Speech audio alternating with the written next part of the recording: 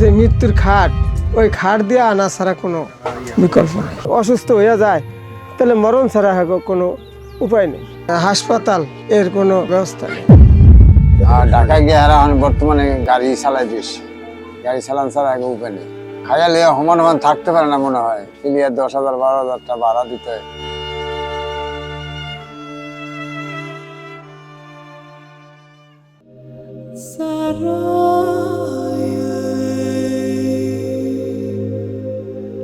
দূর থেকে দেখে মনে হয় প্রকৃতির আঁকা এক নিখুঁত সবুজ ক্যানভাসের বিশাল চর, কিন্তু এই মায়াবী সৌন্দর্যের আড়ালে চাপা পড়ে আছে হাজার হাজার মানুষের ভিটেমাটি হারানো নীরব আর্তনাদ। এখানে রাস্তা, গাড়ি, হাসপাতাল, চিকিৎসালয় বলতে কিছুই নেই। চারদিকে তাকালে কেবল ধু ধু চরাভূমিতে ছড়িয়ে ছিটিয়ে আছে বাড়িঘর। বৃদ্ধ শিশুরা অসুস্থ হলে 2 নদী পার হয়ে হাসপাতালে নেওয়ার প্রাথমিক মাধ্যম কেবলমাত্র মৃত মানুষের লাশের খাটিয়া। ঠিক একই উপজেলা সদরের পাশেই দেখা মিলবে ভিটেমাটি হারানো একটি গোষ্ঠীর করুণ ইতিহাস। মেঘনা নদীর ভাঙনের কবলে গ্রাম, বাড়িঘর ও চাষের জমি হারানোর বুকফাটা আর্তনাদ। এখানকার একটি গ্রামের প্রায় 6,000 মানুষ নদী ভাঙনের কবলে পড়ে দেশের বিভিন্ন স্থানে স্থায়ী অস্থায়ী বসতবাড়ির বাসিন্দা হয়েছেন। এই নদীগুলো যেমন উপহার দিয়েছে উর্বর ফসলি জমি, তেমনি কেড়ে নিয়েছে কোটি মানুষের একমাত্র পরিচয় ও শেষ সম্বল বাপদাদার ভিটেমাটি। এবার পথিমধ্যেই আমাদের সম্মুখীন হতে হলো এমন ভয়াল দৃশ্যের। চরের মানুষ এমন পরিস্থিতি নাকি সচরাচরই দেখে থাকেন।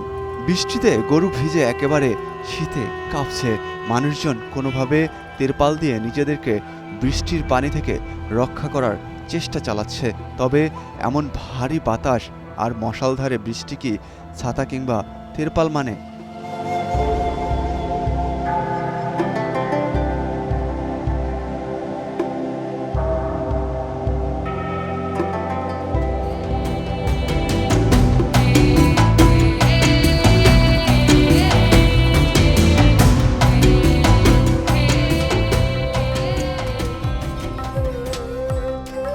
সকালের কুয়াশা আর মৃদু হাওয়ায় আমরা আমাদের যাত্রা শুরু করলাম হরিনাথপুর ইউনিয়নাধীন নাসুকাঠি চরের উদ্দেশ্যে।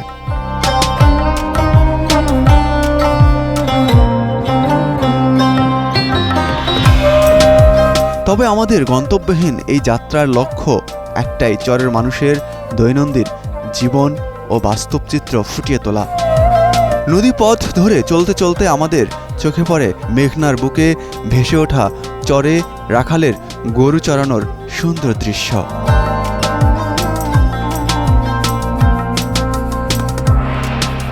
লঞ্চ টার্মিনাল থেকে কিছুটা পথ হেঁটেই আমাদের চোখে পড়ে এমন সব প্রাকৃতিক দৃশ্য, সত্যি বলতে মনোমুগ্ধকর।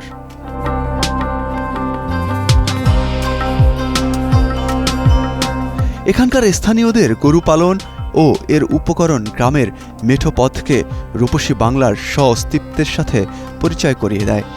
ছয়গা খেয়াঘাটের পাশেই মাড়াই করা হচ্ছে সয়াবিন ক্ষেত থেকে তোলা সয়াবিন।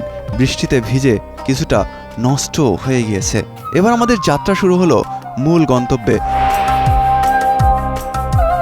দর্শক, আপনারা দেখছেন যে এখানে আসলে মাড়াইয়ের মাধ্যমে সয়াবিন তোলা হচ্ছে, অর্থাৎ সয়াবিন মাড়াইয়ের মাধ্যমে মাড়াই করা হচ্ছে এবং এখান থেকে যে সয়াবিনগুলো যাবে রোদে, সেখান থেকে মূলত বস্তাবন্দি হয়ে বাজারে যাবে এবং সেই বাজার থেকে বিভিন্ন কারখানা বা ফ্যাক্টরিতে যে প্রসেসিং হয়ে বিভিন্ন কাজে ব্যবহৃত হয় এই সয়াবিনগুলো। তবে এখানকার চাষিরা আসলে বলছেন যে রিসেন্টলি, অর্থাৎ কিছুদিন গত 2-3 দিন পূর্বে যে ঘূর্ণিঝড় হয়েছে, সেই ঘূর্ণিঝড়ের কারণে এই সয়াবিনগুলো নষ্ট হয়ে গেছে বা পচে গিয়েছে। সয়াবিনগুলোর একটি অংশ কিন্তু এখান দিয়ে দেখতে পাচ্ছেন একদম পুরোপুরিভাবে নষ্ট হয়ে গিয়েছে এবং এইখানে যেগুলো দেখতে পাচ্ছেন মুঠা 1, 2, 3, 4, এখানে আসলে বেশিরভাগ মুঠাই নষ্ট হয়ে গেছে বৃষ্টির কারণে এবং বন্যা, বিশেষ করে বাতাসের কারণে যে তেরপাল দিয়ে তারা ঢেকে রেখেছিলেন সয়াবিনগুলোকে, সেগুলোই কিন্তু সেই তেরপাল উল্টে যাওয়ার কারণে বৃষ্টি পড়ে এখানে যে সয়াবিনগুলো রাখা হয়েছে সেগুলো পচে গিয়েছে। আসলে এরা খুনসুটি করছেন একে অপরের সাথে, সেটিও আমাদের ক্যামেরা বন্দী হলো, আপনারা দেখতে পাচ্ছেন। বিশাল চর, সবুজে ঘেরা, কিন্তু এখানকার মানুষের জীবন চলে নানামুখী সমস্যায়। চলতে চলতে পথের দুপাশে মাঝে মধ্যেই ট্রলার থামিয়ে মাঝের চরে কৃষিকাজে নিয়োজিত লোকদের নামানো হচ্ছে। আবার গবাদি পশুরও দেখা মিলবে এখানে হরহামেশায়। চরটির বিষয়ে ট্রলারে থাকা যাত্রীদের সাথে কথা বলতে বলতে আমাদের কথা হয় জনাব আহসানুল্লাহর সাথে, যিনি এই চরের একজন স্থায়ী বাসিন্দা। তার বাড়িতে যেতে যেতে তার সাথে আমাদের কিছুটা আলাপও হলো। আর নাইলে মনে করেন এই যে টাকে, এতে মনে করে গরু আছে অনেক ক্ষয়ক্ষতি হয়ে যায়। এই যে আমার গরু, এই সামনে যেগুলো দেখতে পাচ্ছি এগুলো হচ্ছে আপনার গরু। তো এইখানে আপনি বলতেছিলেন যে সবচেয়ে বড় সমস্যা হচ্ছে এই এলাকার যে এখানে কোনো রাস্তাঘাট নাই। না বিশেষ করে দর্শক আপনারা দেখলেন যে আঙ্কেল বলতেছিল যে এই এলাকার মানুষজন যখন অসুস্থ হয়ে যায় হঠাৎ করে, ইমার্জেন্সি কোনো জরুরি ভিত্তিতে কোনো স্বাস্থ্যসেবা এই অঞ্চলে নাই। একই সাথে এখানকার যে ওনারা যে গরু পালন করে, এই চরে কিন্তু বেশিরভাগ মানুষই গরু লালন পালন করে থাকে। তবে এই অঞ্চলের এই জনবসতি এলাকার মানুষের জন্য এখানকার যারা স্থানীয় সরকার রয়েছে বা স্থানীয় প্রশাসন রয়েছে, তাদের পক্ষ থেকে তেমন কোনো পদক্ষেপ নেওয়া হয়নি। যেমন এইটা কেন আঙ্কেল, এই যে ঢেকু, এটা দেখো, এই যে মাড়ি কাটছি, হ্যাঁ মনে করেন বর্ষা হইলে এই তলায় যায়, হ্যাঁ হাঁটা চলার লেগিয়া, যেমন এই মাড়ি গরু বাছুর রাখার লেগিয়া। আচ্ছা আচ্ছা, মানে এটা হচ্ছে আপনারা ব্যক্তিগতভাবে এটা ইয়ে করছেন, তাই তো? হ্যাঁ হ্যাঁ ব্যক্তিগত, হ্যাঁ ব্যক্তিগতভাবে। কোনো মনে করেন যে আমাকেও তো অসহায় পানি কাজিতে, হ্যাঁ গরু বাছুর নিয়ে কই যাই, নিজের এই মনে করে নিয়ে করতারি না। এখন তো শুকনা যেমন দেহে তো দেখেন পানি কাজি, তারপর আমরা এই কষ্টতেই জীবনযাপন করতেছি। আচ্ছা আচ্ছা।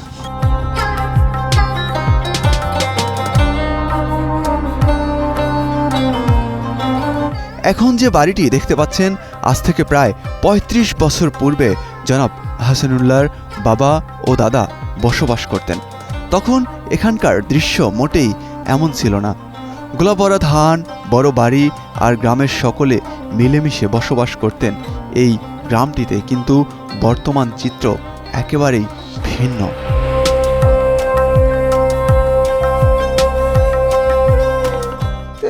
হেইকেলে বাজান আমাদের এসা নদীতে বাংছে, তোমার আমাকে বড় বড় গাছ আছিল, মেহাগনি, রেন্ডি, নাইকেল গাছ, খারাপ হইলে নাইকেল গাছের চাইনে এখন তো 1 থেকে 2 করা লইয়া নিসমিল ফরিয়ে গেছে। এই জায়গায় 30 থেকে 35 বছর আগে আমাকে শাবক বাড়ি আছিল। তখন ভাঙ্গা যাওয়ার পর এই জায়গা আমরা উপার জায়গায় বাড়ি করছি 6 গ্রাম 1 নম্বরে। তারপর আস্তে আস্তে মনে করেন আবার চর জাগলো, চর জাগার পর এবার আয়া আমরা বাড়ি করছি। তা আমার বাবায় হেকালে আসছিল। এই চর ভাঙ্গে যেই টাইমে, ওই টাইমে আমার বাবাই আছে। ভাঙ্গার পর আমরা যখন ইয়াতে বাবাই এই যেই টাইমে ভাঙ্গে, ওই টাইমে এই জায়গায় হ্যাঁ এত কাঁঠাল আসিল এই নদীতে, হ্যাঁ তো এতে আমাকে অনেক ক্ষয়ক্ষতি হয়েছে। যাওয়ার পর একদিক দিয়া মনে করো মেয়াগুনি গাছ আমরা কাটছি, সামনেরটা কাটতে গেছি, আসলে পাশ দিয়ে হিটিয়া চায়া দিই, ওইটা নেই। এই যে হেকেলে কোষটা, এই কোষটা আছে, কোষটা করছি মতো লইয়া যাকে কষ্ট করিয়া লইয়া মনে করো থুয়ে দিছি, সেই কোষটা ধুইয়া থুয়ে দিছি, সবার বাড়ির ছড়ে নদীতে নিয়ে গেছে। খুব কষ্ট করছি। হ্যাঁ এই 35-এর পর থেকেই যেমন ওই জায়গায় যেমন বাড়িঘর গিয়া করছি, করার পর যেমন মনে করে এই জায়গায় আইসি প্রায় এখন হেও মনে হয় যে 15 বছর। আমাকেও তো বিরাট কাম দিয়েছিল, অনেক গণবসতি আছিল বিকেলে। বর্ষায় বাড়িতে পানি উঠে বিধায় বাড়ির পাশেই কুয়ো খুঁড়ে ঢেকু দিয়ে মাটি ভরাট করছে হাসানুল্লাহ ও তার ভাইয়ের পরিবার। মূলত নির্জন এই চরে তার ঘরের পাশে মাত্র একটি ঘর ব্যতীত প্রায় 1 কিলোমিটারের মধ্যে আর কোনো বাড়িঘরের দেখা মিলবে না।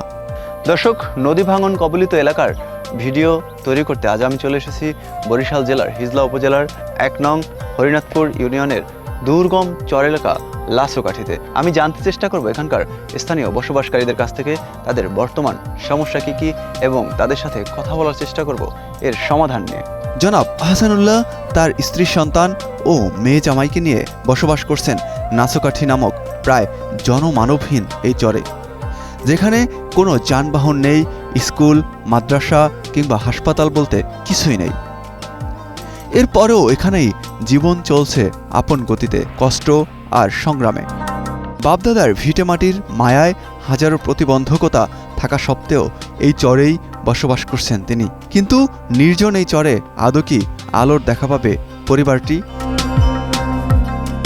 সাতারতের অন্তনে বাজায় খেওয়া ঘাট পর্যন্ত এই রাস্তাগুলো যদি মনে করো যদি একেবারে 1 নম্বরে হইতো, তাহলে মানুষ শাবকে, হরিনাথপুর, টেকে, ছয়গা যাওয়ার যেমন সুযোগ, আমাকে এই চরে তো আর কোনো এরকম কিছু নাই। এই যে যদি আমাকে রোগ হয় বাচ্চাদের, আমাদের মনে করো কোনো ডাক্তারের কোনো ইয়া নাই, তো আমাকে যাইতে হয় টেকে, খুলনা বাজার, কাউরিয়া, হ্যাঁ, এই হরিনাথপুর এই যাইতে হয়। আমাকে মনে করো কোনো ডাক্তারের কোনো প্রসেস এই জায়গায় নাই, এরকম কোনো আশ্রয় কেন্দ্র এই দেশে নাই। যদি মনে করো বন্যা বাদল হয়, বন্যা বাদলে বাজানে এই নৌকা ধুন আর এর মধ্যে ঠাই আল্লাহ রায়, তখন করার কিছু নাই, তো কই যাই আমরা। বরিশালের হিজলা উপজেলার বিভিন্ন এলাকায় গ্রামের পর গ্রাম নদীগর্ভে বিলীন হয়ে গিয়েছে। যদিও কিছু অংশে জিওব্যাগ এবং সিমেন্টের ব্লক ফেলার কারণে ভাঙন রোধ হয়েছে, তবে ভাঙা গড়ার পেছনের ইতিহাস সত্যি হৃদয় বিদারক। ফ্যামিলিগুলো না কত গেছে বেরির পর যা টাকা পয়সা ছিল, হ্যাঁ মনে করলেন আবার রাইকা স্থানীয়ভাবে বাড়িঘর করছে, ঠিক আছে, অনেক জায়গা গেছে। ওই চর আসিল, চরে ওই পাশে নদী আসিল, এগুলো ছিল দেশ, হ্যাঁ বাইঙ্গা আমের 3 কিলো হইব, 3 কিলোর কম আর হবে না। মানুষ আসিল কত 5-6 হাজার ফ্যামিলির মতো ছিল, 5-6 হাজার ফ্যামিলি ছিল, ঠিক আছে। এই ফ্যামিলিগুলো এক জায়গায় গেছে। আমি ছোটকাল বিদায়ী, ঠিক আছে, মাস্টার্স দর্জি, লেখাপড়া করতে পারি নাই, তো বাসা আমাদের এই জায়গায় কিছু ভিতরে, অল্প কিছু ভিতরে, ঠিক আছে। উপার্জন বলতে কোনো দিন 1000-2000 হয়, আবার কোনো মাসেও আবার হয় না, কোনো রকম আর কি টুকটাক করিয়া এই মাছটা ধরিয়া আর কি সংসার চালাইতে হয়, চলি নিরিতিরি করিয়া। রিমোট সেন্সিং ও স্যাটেলাইট গবেষণার তথ্য বলছে 1990 থেকে 1995 সালের মধ্যে মেঘনার নিম্ন অববাহিকায় ইতিহাসের সবচেয়ে ভয়াবহ ভাঙন ঘটে। মাত্র 5 বছরে 574 বর্গ কিলোমিটার ভূমি মেঘনা নদীগর্ভে বিলীন হয়ে যায়।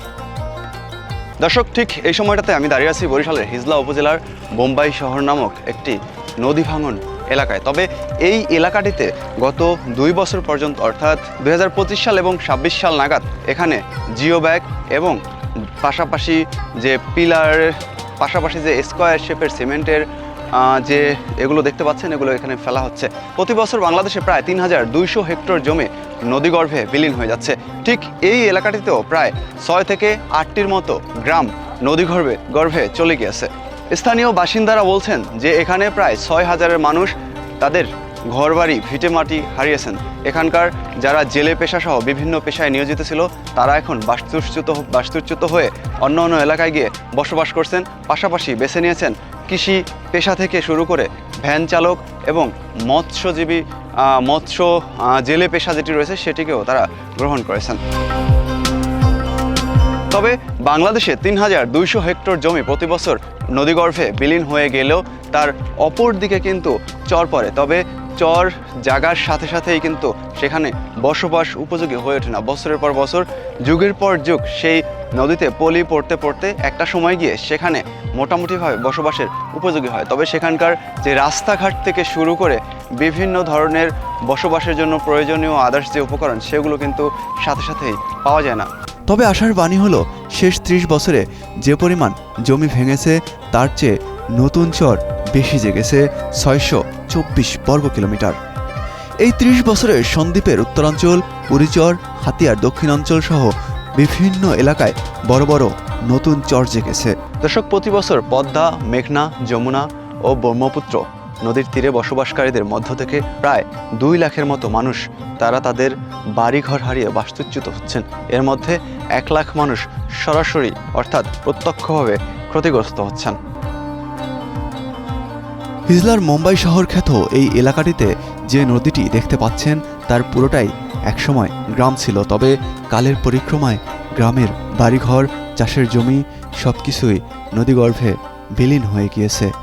দর্শক, হিজলা উপজেলার স্থানীয় বাসিন্দারা বলছেন, যদি মুম্বাই শহর সহ হিজলা উপজেলার বিভিন্ন অঞ্চলে যদি এই ব্লকগুলো দিয়ে বাঁধ নির্মাণ না করা হতো, তাহলে এই অঞ্চলের হিজলা উপজেলার বড় একটি অংশ নদীগর্ভে বিলীন হয়ে যেত, যার ফলে এই এলাকার হাজার হাজার মানুষ তাদের বাড়িঘর হারাতেন এবং বাস্তুচ্যুত হয়ে বিভিন্ন অঞ্চলে গিয়ে বর্তমান পেশা ছেড়ে অন্য পেশায় নিয়োজিত হয়ে তাদের জীবিকা নির্বাহ করতে তারা বাধ্য হতেন।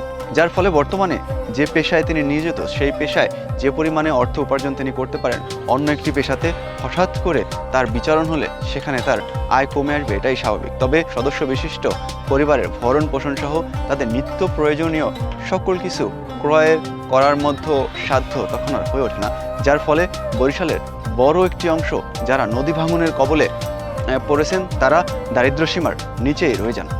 নির্জন এই চরে গরু পালন, ধান চাষ, সয়াবিন সহ অন্যান্য ফসল ফলিয়ে জীবিকা নির্বাহ করে পরিবারটি।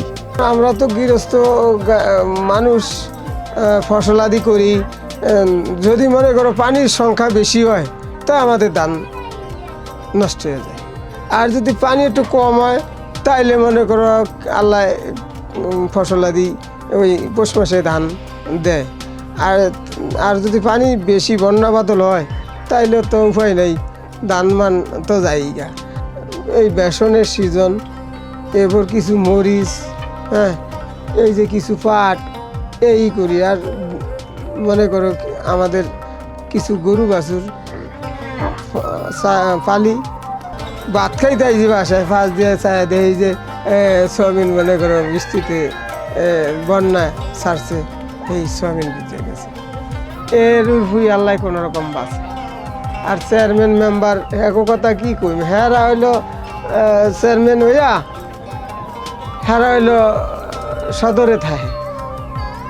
এই যে চর এলাকার কাজ দিই, রাস্তাঘাট, হ্যাঁ, যে জায়গায় মনে করো খাল আছে, ব্রিজ,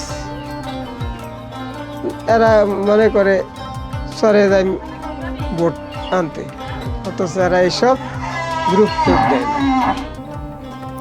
এখানে রাস্তাঘাট না থাকায় বর্ষায় পরিবারটিকে নানামুখী সমস্যার সম্মুখীন হতে হয়। কিন্তু এই নির্জন চরে কিভাবে বন্যা পরিস্থিতি সামাল দেয় পরিবারগুলো? তবে এত সমস্যার মধ্যেও এই চরেও রয়েছে শান্তির নীড় আর অপরূপ সৌন্দর্যের লীলাভূমি। দর্শক, ঠিক এই সময়টাতে আপনারা যাচ্ছি যে এখানে কাকা দেখলেন, তার বাসা থেকে একটু দূরে, 5 মিনিটের দূরে হয়তো, সেখানে একটি ঘেরে যেয়ে দেখবো যে আসলে চরের মধ্যে এমন দুর্গম চরে আসলে কি ধরনের ঘের করা হয় এবং সেই ঘেরে কি কি চাষ করা হয় বা সেখানে কি ধরনের ফসল ফলানো হয়। আপনারা আমার সাথে আসুন। তো দর্শক, আমার সামনে ঠিক দেখতে পাচ্ছেন আপনারা একটা গরুর ঘর, ঠিক তার ডান পাশেই রয়েছে একটি বাড়ি এবং তার বাম পাশে আরেকটি খাল। মূলত হচ্ছে এখানে গরু পালন করা হয়।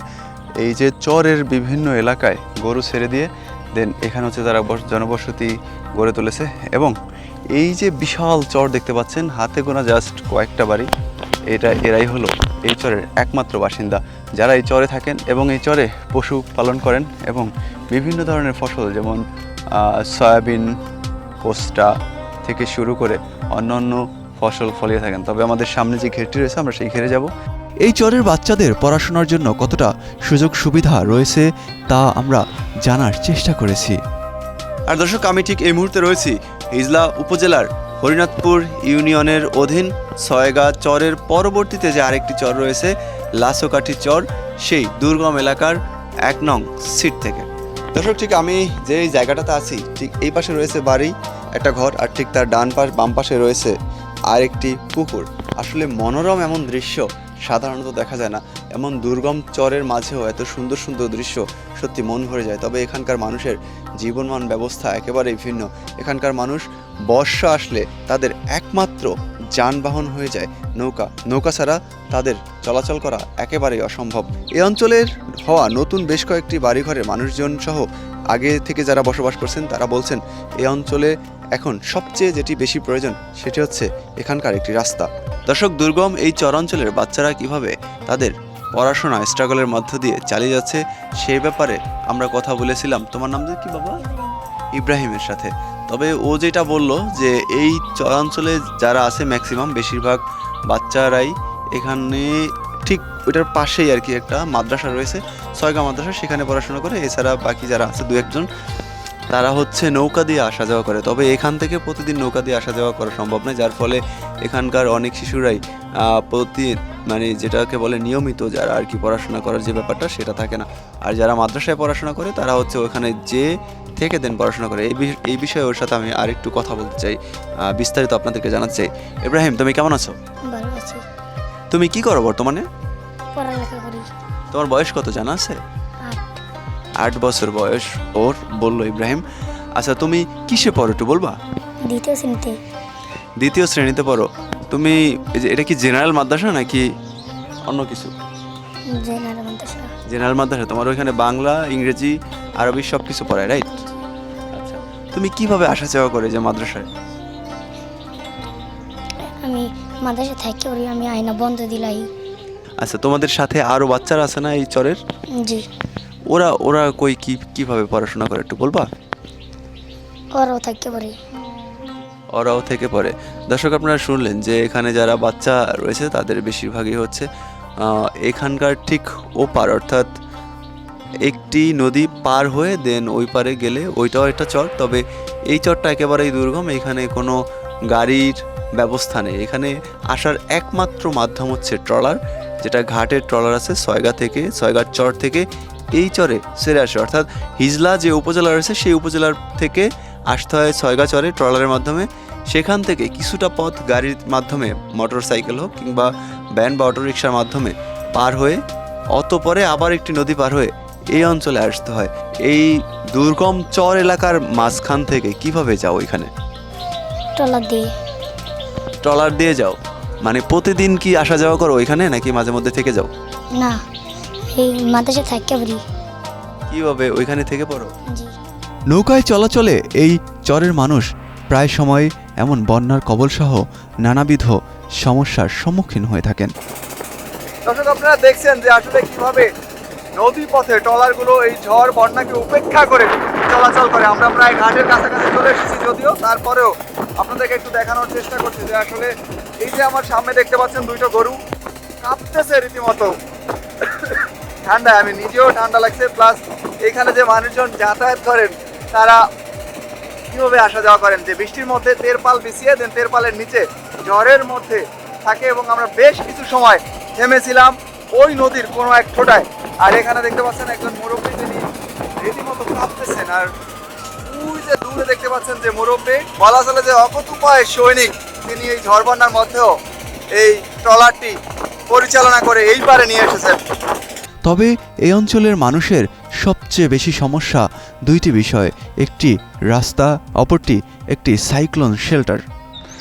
দর্শক, আপনারা দেখছেন যে আসলে দুর্গম চর অঞ্চলে মানুষের যোগাযোগ ব্যবস্থা এতটাই কষ্টসাধ্য যে দীর্ঘ প্রায় 1.5 মাইল পথ পাড়ি দিয়ে এসে ঠিক নৌকা ঘাটের পাশেই বসেছেন ওনারা। দর্শক, ভালো থাকবেন, সুস্থ থাকবেন, দেখা হবে নতুন কোনো এক ভিডিওতে। আল্লাহ হাফেজ।